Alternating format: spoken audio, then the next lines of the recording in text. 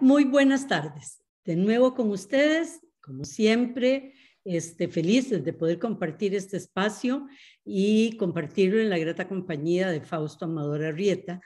El tema de hoy es imposible de no tocar.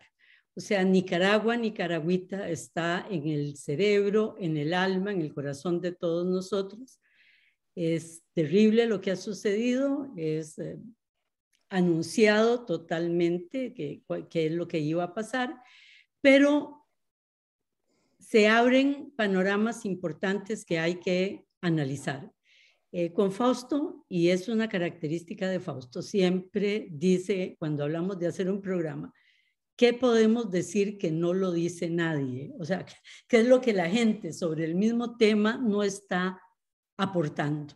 Entonces, ¿qué podemos aportar sobre Nicaragua que no sea lo que ustedes han leído en la prensa, han oído en otros programas de radio, sino que realmente pueda enriquecer el pensamiento y la discusión, el debate y las políticas en relación al tema? Fausto, bienvenido. Es un Hola tema Mimi, que qué nos gusto llega saludarte. igualmente. Yo confieso que ayer, el domingo, pasé entre Camagua y Elote, se dice. Era muy doloroso, pasé muy triste, me dio por leer poesía nica, una de Gioconda Belli, terminé llorando como, como corresponde. ¿Y por qué? Porque no es solo tremendo lo que pasa, sino además que es muy doloroso porque afecta a mucha gente, al pueblo nicaragüense, a gente que uno conoce y que quiere, ¿verdad? Y además uno es capaz de ver los riesgos y los peligros que significa lo que está pasando en Nicaragua para todo el resto de Centroamérica, para Costa Rica, por supuesto. Creo que en primer lugar Costa Rica. ¿Cómo Mira, llegó? Mimi, fíjate que algo, llamémosle parecido, me ocurrió a mí, pero no el domingo, más bien me ocurrió ayer, que me llamó una queridísima amiga, Lilia Caravaca, A la con... y me dijo que estaba tristísima. Y le digo, y entonces salgo yo con un domingo 7 y le digo, pero ¿por qué te entristeciste? O sea, eso era lo que venía. La tristeza viene de hace rato, pero sí, es inevitable. Es una tragedia que llega, pero ya cuando llega, el golpe es tremendo. Sí, y duele, ¿verdad? Sí, duele, sí. ¿Cómo llegamos hasta acá? O sea, ¿cómo Yo fue? creo, sí, sí, No, Mimi. no, no, no, ¿cómo? Sabemos, o sea, dónde estamos, sabemos lo que está haciendo Daniel Ortega, sabemos cómo ha controlado absolutamente todo el aparato del Estado y cómo ya llegó a una dictadura. Antes usábamos otros términos para referirse al gobierno Nica y ahora es una pinche y vulgar dictadura como las que ha tenido América Latina tanto, tan tristemente. Pero es importante subrayar de lo que ha ocurrido. Es decir, ¿de Sí, dónde? Mimi. Yo pienso que sí.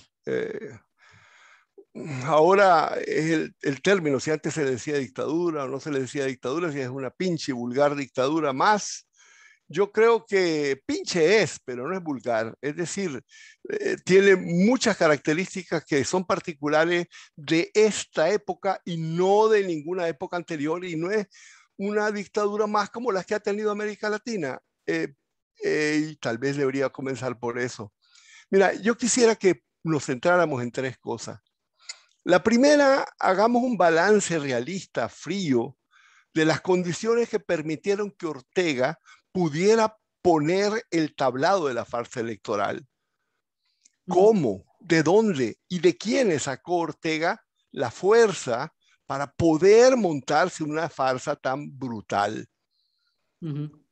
La segunda que tenemos que ver nosotros es, una vez que produce esa farsa, ¿dónde podemos encontrar nosotros elementos que nos permitan, eh, entender el contexto en que esta dictadura, esta tiranía, está teniendo lugar. Y yo pienso que la más importante es la experiencia de Venezuela, porque tiene una serie de características. No voy a entrar en estos instantes porque si no, no lo vemos luego. La tercera es, y a partir de la segunda y de la primera, el significado hacia el futuro de esta dictadura que yo le llamo de un cuño completamente nuevo, que es un cuño totalmente moderno y muy correspondiente a la época en la que estamos viviendo, tanto a nivel nacional en Nicaragua como a nivel internacional, y no solo de América Latina, sino del mundo. Y eso nos puede hablar de las difíciles perspectivas de recomposición política democrática en Nicaragua. Obviamente, por favor, en algunos 5 minutos suficiente, no dejemos de hablar de los presos políticos, que ahora se revelan claramente como los rehenes que eran, y cuya liberación Ortega está prácticamente ya expresando como uno de los elementos de sus negociaciones con los Estados Unidos. Y ese es el peligro de que pueden llegar a servir de pretexto para que se le dé un alivio al régimen. Bueno, recordemos de todas maneras que desde el comienzo, el encarcelamiento de esos personajes, recordemos que nosotros lo habíamos hablado en programas anteriores, era el cálculo que tenía. Nosotros creo que fuimos de los primeros que dijimos que los prisioneros políticos eran rehenes. Es interesante, Fausto, porque vos lo dijiste.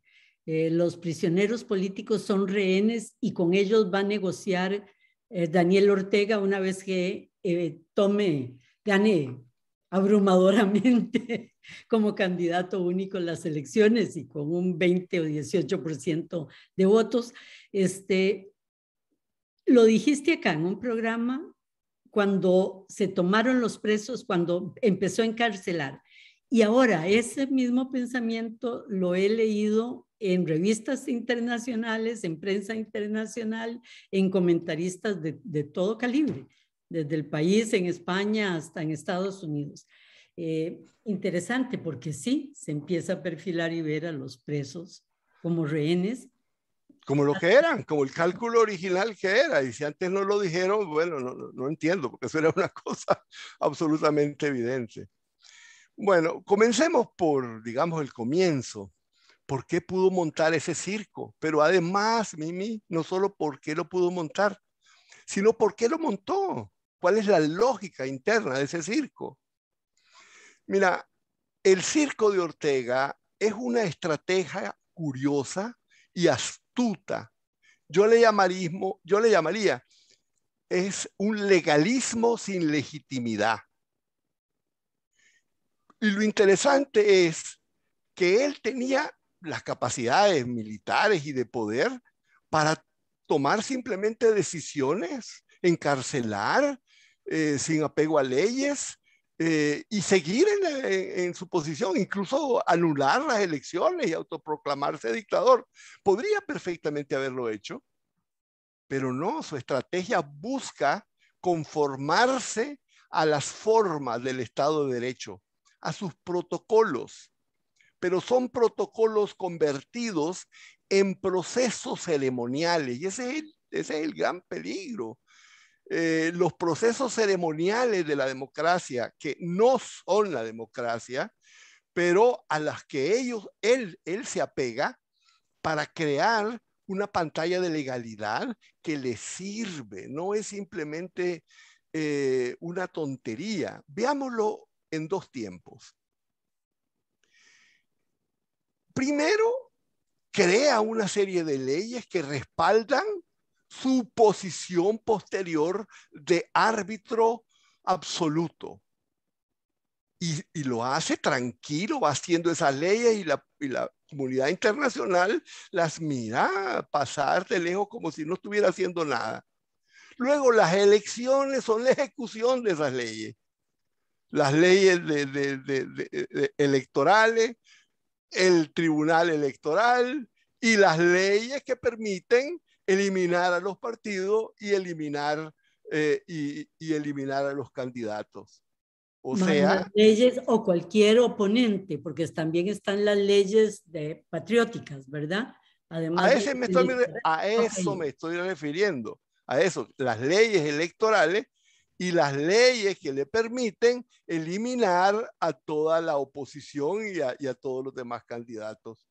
Eh, eh, es, es, parte, él cumple con el ceremonial Y con, leguleyo.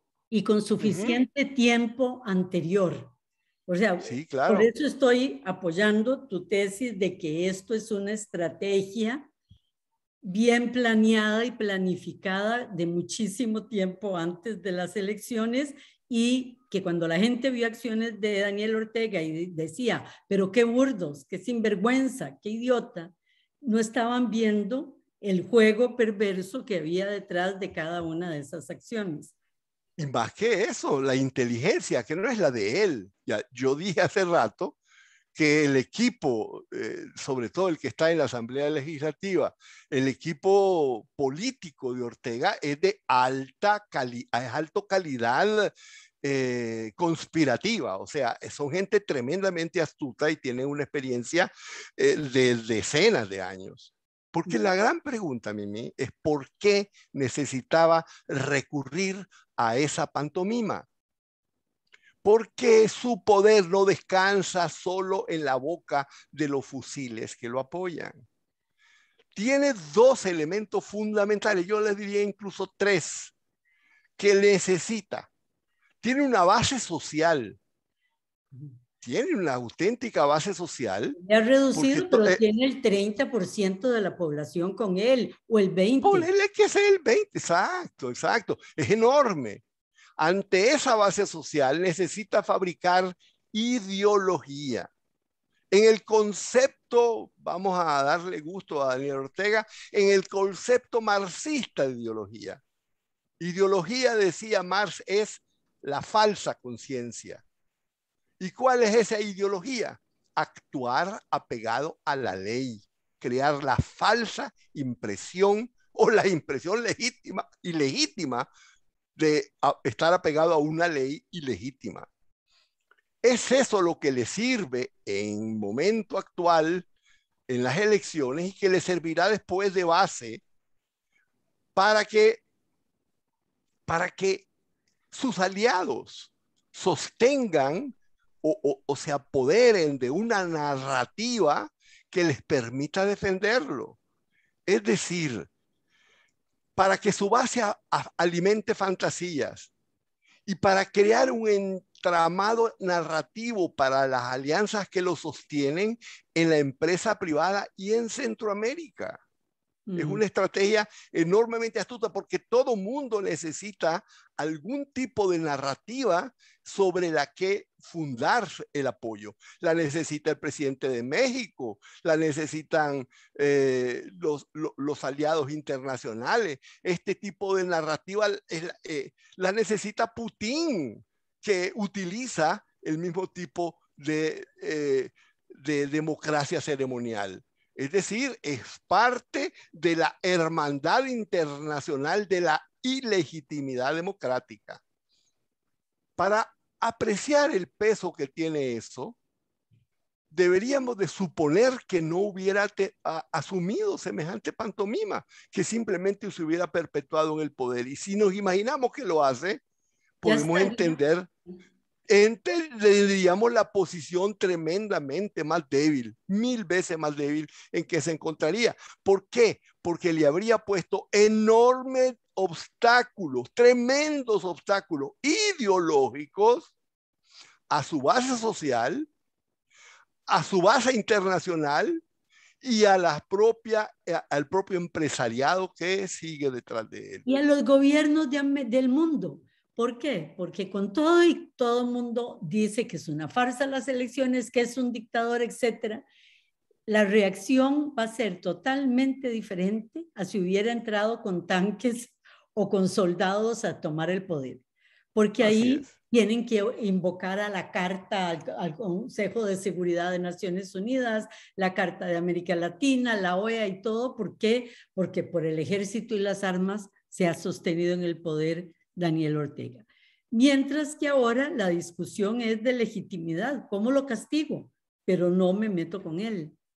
¿Verdad? Es decir, y el problema, sí, claro, el problema acá es que sigue siendo sostenido por las armas y siempre tenemos que recordar que el poder se basa en coaliciones de pensamiento, en coaliciones, en agregaciones, en bloques, en bloques históricos.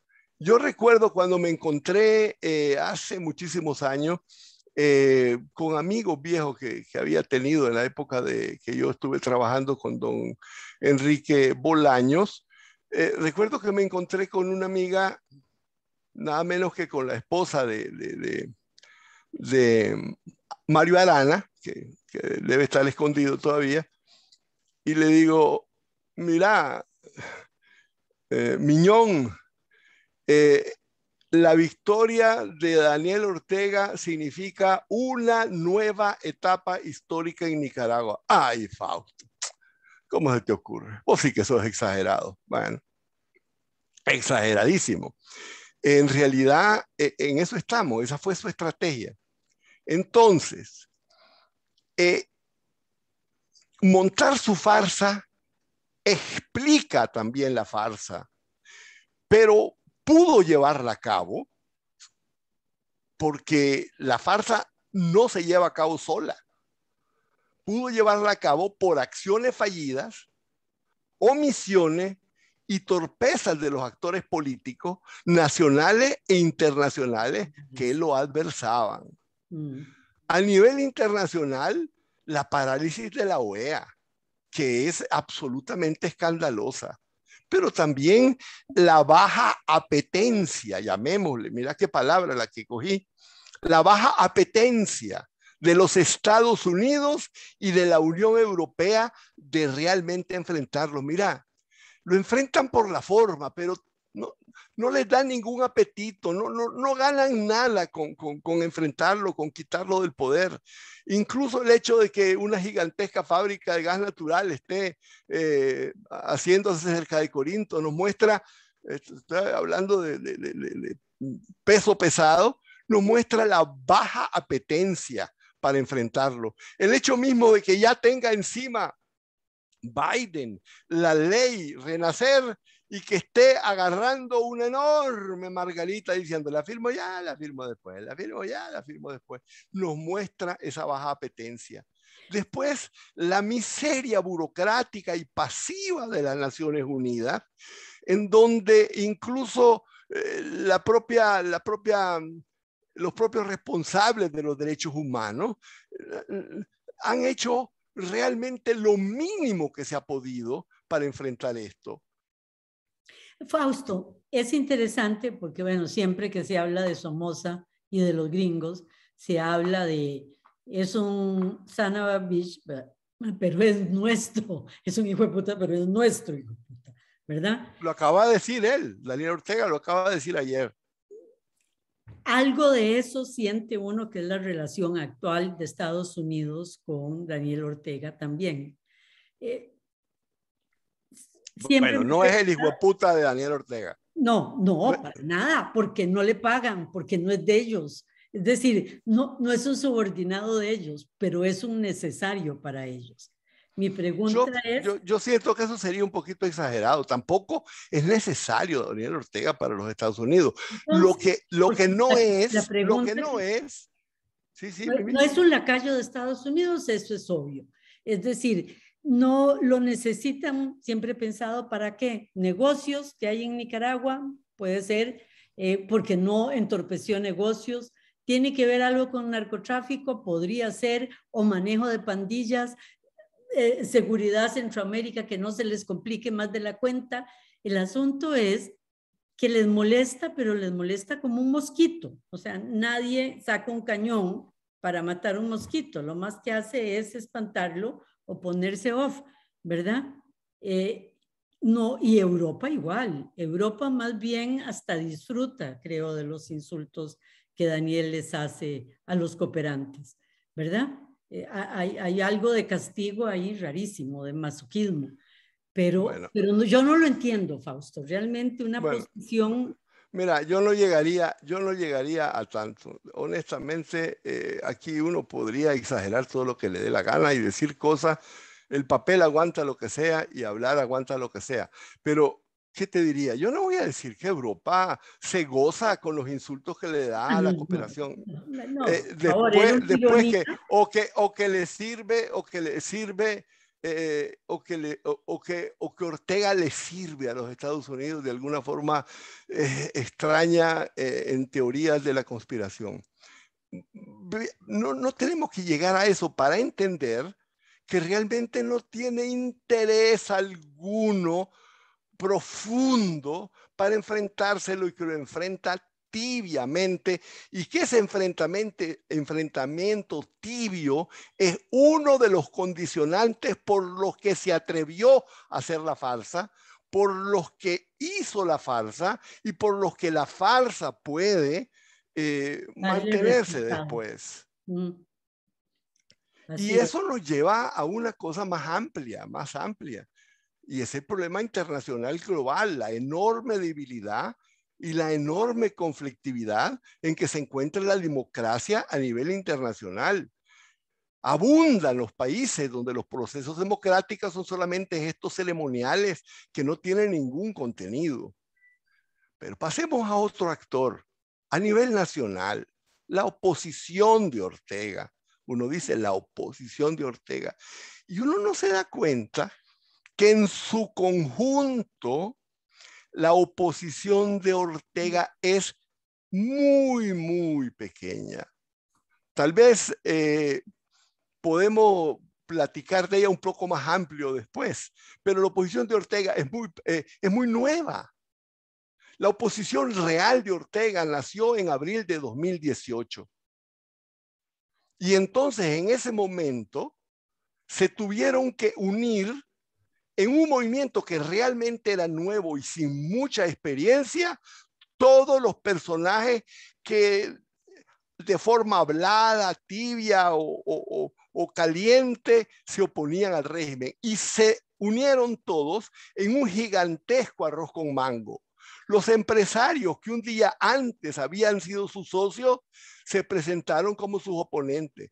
Los viejos políticos que habían sido cómplices y habían permitido el ascenso de Ortega, ahora eran opositores. Los viejos somocistas que todavía estaban llenando los espacios políticos de Nicaragua y todavía están ahí. Personas de gran peso que estuvieron con Somoza, acompañando a Somoza en Paraguay cuando lo asesinaron y que son personajes políticos en Nicaragua. Se ligaron, coaligaron y disputaron en discusiones bizantinas y divisiones con con oposición legítima surgida de la lucha, mientras en esas discusiones y divisiones el régimen iba tejiendo su telaraña. La misma Tal vez podemos... izquierda, Fausto, la misma división de la gente honesta que se salió del F, que se salió del sandinismo por considerarlo corrupto y antidemocrático, no tuvo la fuerza para tener un voz, o la gente que se fue para la casa, simplemente, ¿verdad?, desilusionado. Pero la oposición, como bien decís vos, del 18 para acá, comandada además por gente joven y universitarios, es decir, en un movimiento, en una posición muy distinta a los actores que vos estás diciendo, sí, lo convirtió en un arroz con mango.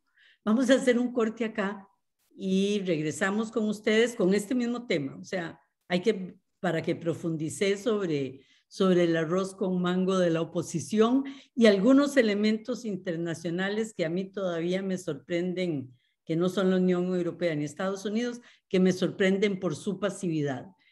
Regresamos en unos minutos. De nuevo con ustedes, les recuerdo que el programa se pasa por Facebook Live y también está en YouTube, y que si no lo pudieron oír completo o lo quieren ver en diferido, pueden utilizar estas dos herramientas. Fausto estaba analizando los problemas de la oposición nicaragüense y el arroz con mango, que significó unir a todas las fuerzas dispersas en un movimiento después de los actos del 2018. Nunca hubo unidad real. Pero no solamente no hubo unidad real, sino que hay que entender que dentro de los que estaban metidos en el arroz con mango de la oposición al régimen, estaban los que lo habían llevado al poder. Era una cosa muy compleja. Yo tiendo a pensar y creer, y eso muchos amigos me lo critican, yo tiendo a pensar que el movimiento de renovación sandinista, que luego se convirtió en UNAMOS, es lo más legítimo que ha tenido la oposición a Daniel Ortega. En todo el tiempo, desde hace muchísimos años. Y quiero decirte que esa oposición incluso nació también de la mano del propio fallido intento de darle una nacionalidad a Sergio Ramírez. Nació de la mano también de Sergio Ramírez y tiene muchos años, se han mantenido de una forma o de otra, pero lo que quiero hablar es que la nueva oposición, la verdadera, la que tiene fuerza de masa, porque la renovación sandinista nunca lo tuvo, era realmente nueva y no tenía expresión, claridad política, visión de sí mismo, y además exageró su propia fuerza, no se dio cuenta de sus propias debilidades, incluso no tenían un proyecto, y esa oposición está por construirse, está porque terminen de asimilar todas las lecciones que ha significado eso. Pero bueno, esos fueron los componentes nacionales e internacionales que permitieron el entablado de la farsa electoral de Ortega. ¿Vos querías hablar algo más de algunos? Sí, pequeñito, porque no quiero que los otros dos puntos son muy importantes como para retener esto, pero a mí no me deja, así como me sorprende, o uno puede entender que Europa y Estados Unidos están demasiado distraídos en Medio Oriente, en Asia, en pleitos con China y Rusia, como para interesarse y crear un conflicto en Centroamérica cuando no han podido resolver Venezuela, ¿verdad? Uno puede entender eso. Lo que me cuesta más entender es la tibia posición del Papa Francisco, capaz de manejar una posición mucho más fuerte en relación a El Salvador, por ejemplo, y hacer santo a Monseñor Romero contra fuerzas las más poderosas de ese país, y ha sido incapaz de apoyar uno de los pocos sectores. Vos bien lo decías, la renovación sandinista es de lo más, en lo que uno más se puede gratificar y respetar a personas que están ahí, ¿verdad? En Nicaragua, pero también hay que señalar que el papel de la iglesia ha sido impresionante y valiente en esta situación. Incluso era como el foco de unidad, el que podía en algún momento mantener unida ese arroz con mango, por supuesto sin capacidad para lograrlo, pero ¿y cómo la iglesia de Roma, no ha movido un dedo para ayudar? Es más, sacó al personaje más importante de la iglesia y la debilitó en su momento, ¿verdad? En un momento crucial en que estaba.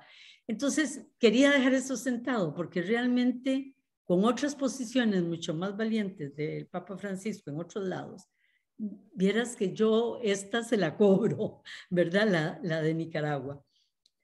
Mira, la iglesia siempre tiene, y todo el mundo tiene alguna razón para callarse, ¿verdad? Y este silencio digamos que el personaje es diferente, el personaje ante el que se callan, pero no es un silencio diferente al que tuvo la iglesia cuando se inhibió de condenar a Hitler. Sí, pero También tremendo, entonces, tremendo, fue, igual. Es decir, igual pero se lo cobra digamos que uno. los personajes son distintos, Sí. ¿verdad? Entiendo que Hitler y Daniel Ortega son bastante diferentes, pero el silencio de la iglesia es el mismo y se basa en una premisa, yo le diría, perdóname, Mary, que lo diga así, inmoral. Es pensar que si se habla y se condena, se puede crear una situación mucho más grave que si se condena. Es decir, la pasividad, el quedarte quieto para no hacer las cosas peor. Los Y yo tibios, creo, los vomito, los bueno, vomitaré. está citando el Apocalipsis. Está citando el Apocalipsis y está bien la palabra porque realmente estamos en un Apocalipsis. No eres ni, decía el Apocalipsis, porque no eres ni frío ni caliente, porque eres tibio, te vomitaré de mi boca. Hace rato que hay muchas cosas de la iglesia que, bueno, Bueno, están siendo vomitadas, vomitadas. podemos hacer un programa muy interesante sobre el papel de las religiones, porque también los neopentecostales son uno de los apoyos importantes y legitimidad de Daniel Ortega para Así es así es. impresionante, ¿verdad? O Es sea, decir, la bendición, el rito, la oración están ahí presentes claro, claro, por claro. el juego Las neopentecostal. consignas, las consignas de la Chayo, las había sacado, las sacó en Progreso y no sé qué cosa, las sacó directamente, ya lo habíamos hablado en algún momento. Pero Exactamente. bueno, pasemos a la A segunda cosa. Venezuela, Venezuela no como Venezuela, sino el fenómeno de Venezuela, ¿verdad? Lo que deriva de ¿qué de eso uno puede utilizar para el análisis de lo que puede pasar en Nicaragua a partir de el tiempo que le va a dar la negociación de los rehenes para fortalecerse más a Daniel Ortega y después de eso ya entrar en una etapa, una segunda etapa? Mira, nosotros deberíamos de buscar, y qué es lo que la gente dice, qué es lo que tiene semejante y de semejante Nicaragua con Venezuela, porque obviamente se parecen tanto que se trata de buscar de la experiencia pasada de Venezuela los retos que va a enfrentar la oposición de Nicaragua dentro del país, la fragilidad que existe para la reconstrucción democrática y también la inconsistencia demostrada por las organizaciones internacionales. Venezuela presenta el guión de una obra de teatro ya vista. Mucho se dice y se repite que Nicaragua no es Venezuela, pero eso es una vulgar platitud que no dice nada. Claro, uno tiende a pensar con el deseo y creer que porque Nicaragua no tiene petróleo, el régimen no va a resistir. Y se nos olvida una cosa muy importante, y esto es lo que yo te quería decir, que quiero ser poco ortodoxo, que Ortega tiene una fortaleza que Chávez y Maduro perdieron. Y eso es más importante que el petróleo. Porque Chávez, precisamente porque Venezuela estaba llena de petróleo, pensó que podía prescindir de la empresa privada y destruyó las condiciones de producción económica de mercado. Y eso, Mimi, más que ninguna otra cosa, causaron la tragedia venezolana, que es una tragedia humanitaria más que política. Y Mimi, seamos francos, la democracia fue la segunda víctima en Venezuela, no la primera. La primera fue la destrucción de las condiciones de reproducción económica. Cuando eso lo hizo Chávez había triunfado su referendo, había logrado cambiar la constitución y había con absoluta legitimidad democrática y con separación de poderes, o sea, en la Venezuela democrática, Chávez había destruido las bases económicas de Venezuela. Luego de esa destrucción, y precisamente por esa destrucción, la escasez, el descontento, la pérdida de la base social y las protestas, tuvo que asesinar también a la democracia, que fue su segunda víctima. En esto creo que soy un poco ortodoxo. Pero excelente, te lo compro todo. Gracias, Mimi. Te lo vendo. Por otro lado, Ortega cuenta y cuida la empresa privada. Él mismo y su familia son formidables empresarios, y no simplemente empresarios porque tienen tal o cual empresa, sino porque han logrado enmarañarse, ligarse, entretejerse con el empresariado y con la empresa privada y con los pymes y con todo el entramado empresarial de Nicaragua y de Centroamérica.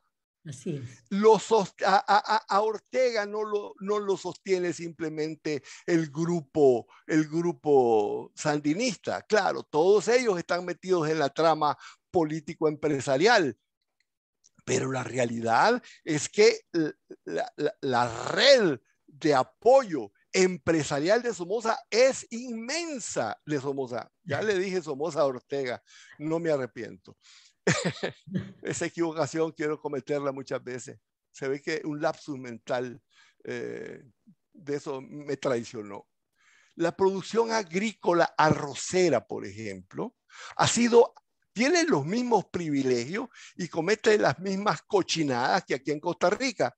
Pero en Nicaragua ha sido acaparada, gerenciada, organizada y aglomerada por el comandante Bayardo Ortega, Bayardo Arce, uno de los principales aliados de Ortega. Pero es cierto, es diferente Nicaragua a Venezuela. Yo acabo de demostrar que en ese sentido es diferente en beneficio de Nicaragua, no de Venezuela. Pero hay demasiadas cosas que son similares también entre Venezuela y Nicaragua. Y eso también en beneficio de Nicaragua. La comunidad internacional es la misma que en Venezuela. Los aliados de Venezuela son los mismos que Nicaragua, y los rivales, los tímidos y flojos rivales de Venezuela son los mismos que Nicaragua. O sea, Ortega desde ahí no veo por qué tiene que sentir ninguna amenaza. ¿Y vas a decir algo? Sí, que hay un elemento también que ves a favor de Nicaragua y que tiene que ver con Cuba. Venezuela llegó a depender, la jerarquía política venezolana llegó a depender del pensamiento, el análisis, la estrategia y las órdenes incluso de cubanos en Venezuela. Nicaragua no depende de cubanos en Venezuela, o sea, Nicaragua tiene a su propia gente funcionando. Eso le da una fortaleza también muy grande, ¿verdad? No, es correcto, Mimi, lo que acabas de decir es muy brillante. No sé cómo no lo había yo pensado, pero le voy a añadir un punto más. Mientras que el grupo de asesores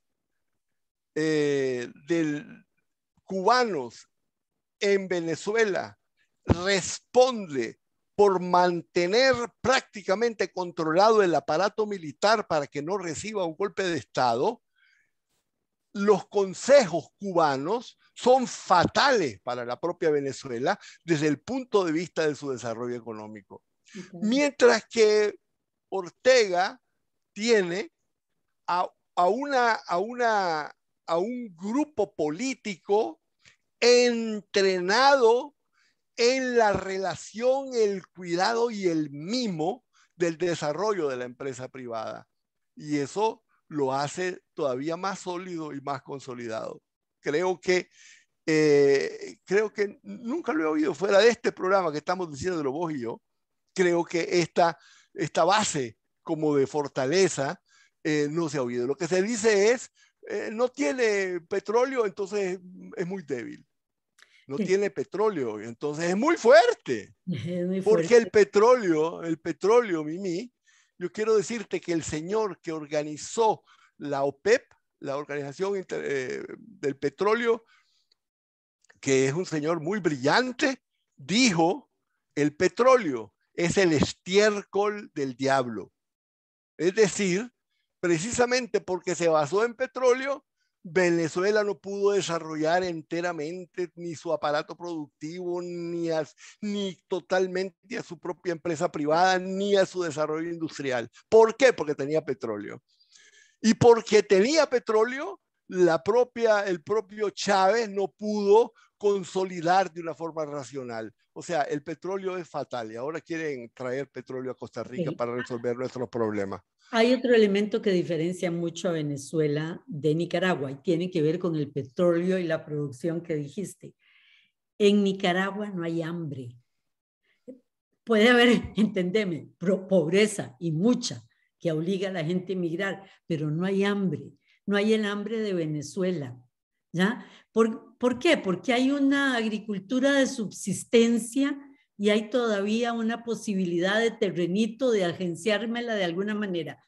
Ojo, sé perfectamente los niveles de pobreza, sé los niveles que puede haber en Nicaragua, pero no es la tragedia del hambre de Venezuela, ¿verdad? Sí, Mimi, porque Mimi, el punto no es la finquita o la cosita o que todavía tienen una hortaliza en la que comen. Eso también hay en Venezuela. No, el problema es que No en las el grandes alimento, ciudades. el alimento se recibe, el alimento se recibe de la producción del sistema productivo. Si vos destruís el sistema productivo, creás hambre.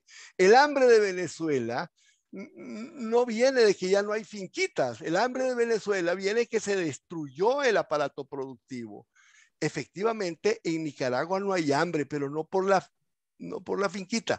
No hay hambre porque el aparato productivo está íntegro, íntegro. Está ofreciendo empleo, está pudiendo importar si no produce algún tipo de alimentación a través de los salarios, pues están pudiendo comprar cosas importadas. Es decir, el aparato productivo, aunque no sean formales, existen empresas, una cantidad gigantesca de empresas que la destrucción del aparato productivo rompió esa cadena de valor articulada, la rompió Chávez. Y en Nicaragua está bastante sostenida. ¿Cuánto Pero es bueno, el desempleo en Nicaragua?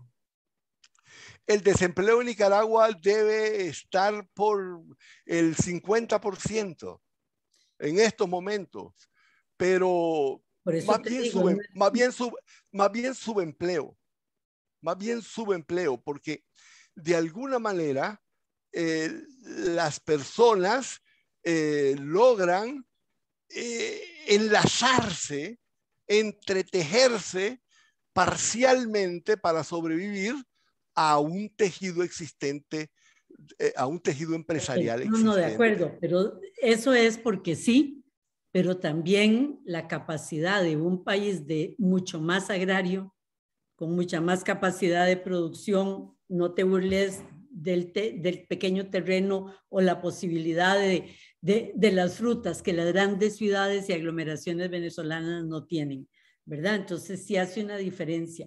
5 minutos y no vimos el futuro. Que ¿Cómo no? Porque ahí estuvo. Ortega, ¿qué te voy a decir? Ortega, lo que yo te he hablado del aparato productivo es porque el peso es ese, es el aparato Sí. productivo. Y en realidad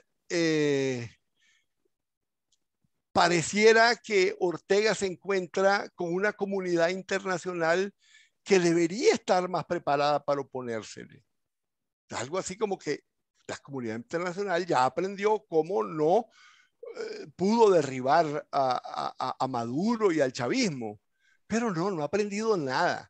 Veamos el papel de la Unión Europea. Actualmente Venezuela va a unas elecciones que también fundamentalmente son un rito, y la Unión Europea va, las propicia, las respalda y vuelve a ser un acto ceremonial que solo puede tener lugar porque porque la oposición se volvió a dividir y porque Europa le ofrece cobertura.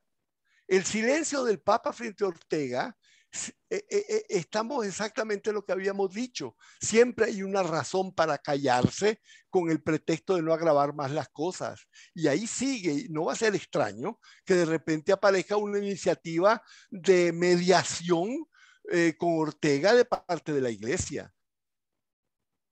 Estamos, tanto a nivel nacional como internacional, las condiciones de recomposición política democrática son muy grandes. Si nosotros comparamos esas cosas con el proceso que tiene, digamos, migración en Costa Rica, migración pasó de tener 3.000 solicitudes de asilo, más o menos, por mes, a tener 5.000, 7.000, mira Mimi. Hoy estaba leyendo que en estos momentos está habiendo mensualmente 14.000 solicitudes de asilo por mes en Costa Rica. Y bueno, recordemos entonces a los presos políticos. Antes de irnos, yo decía que cuando me dijera 5 minutos iba a pensar en ellos. Tengo una pena inmensa por todos ellos, porque no sé si es que no se dieron cuenta con quién estaban jugando, pero es terrible que hubieran creído que iban a poder continuar con los gestos que estaban teniendo y que el régimen los iba a dejar llegar hasta las elecciones. Cuando vieron que la ley venía, varios de ellos incluso escribieron que era para eliminar la oposición política y siguieron.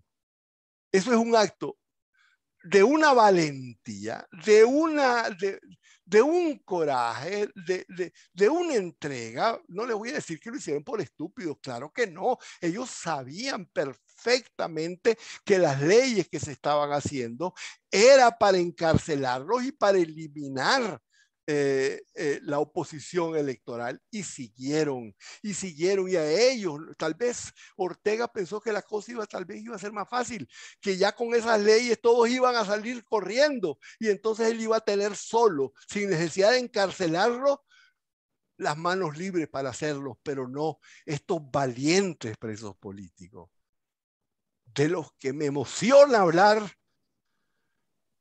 se quedaron sabiendo que iban a pagar con sus huesos en la cárcel, decir que el régimen había tenido que encarcelarlo para hacer esta fábrica, para hacer esta farsa. Yo creo que merecen que el mundo no se olvide de ellos, y también merecen lo más importante, que es la canción de Mercedes Sosa. Solo le pido a Dios que esto no nos sea indiferente. Con eso cerramos, Fausto, precisamente. Y si no, ya ahorita vuelvo a ponerme a mariquear igual que el fin de semana. Así que no podemos olvidar a los presos políticos. A ratos se nos olvidan y están en este momento en tortura física, mental, emocional. Nos vemos el próximo miércoles y que pasen una linda tarde. Buenas tardes, Mimi.